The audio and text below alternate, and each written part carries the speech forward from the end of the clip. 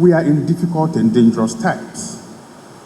And there is no doubt that what we all took to be the global norms and African agency are under attack. And that is why this term, and especially how the participants of Course 2 2025 conceptualized smart governance, is very important and useful. We now live in a transactional world, a world of almost no ethical framework, a world where the pecuniary self-interest of those who govern is what leads this world, a world where blatant lies are told, but I'm strong and powerful, so I can configure what the truth is. That is what the participants of Course 2 2025 seek to challenge. But I'll come back to that. Right now, the respect for citizens' rights either falls short of the expected standards or are deliberately overlooked in the interest of selfish pecuniary gains closed in the discourses of the national interest.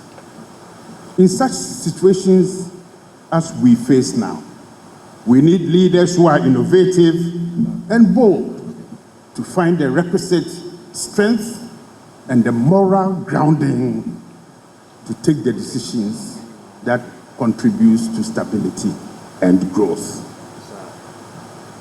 For this reason, the idea of smart governance has gained much popularity amongst academics and politicians.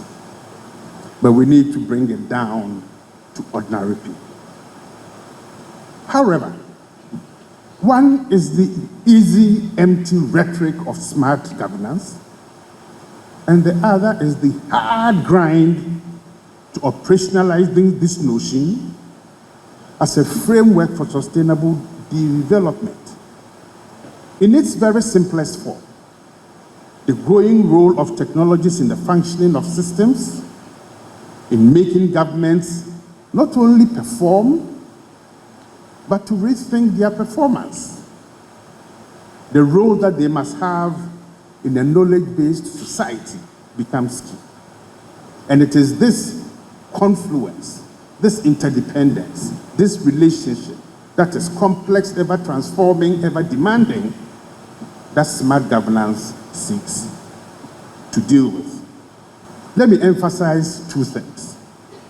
First, there is no doubt that identifying the defining elements, aspired outcomes, and implementation strategies of smart governance interventions can only lead to desired sustainable development outcomes. And here I want to emphasize this: if consistent, predictable actions are taken.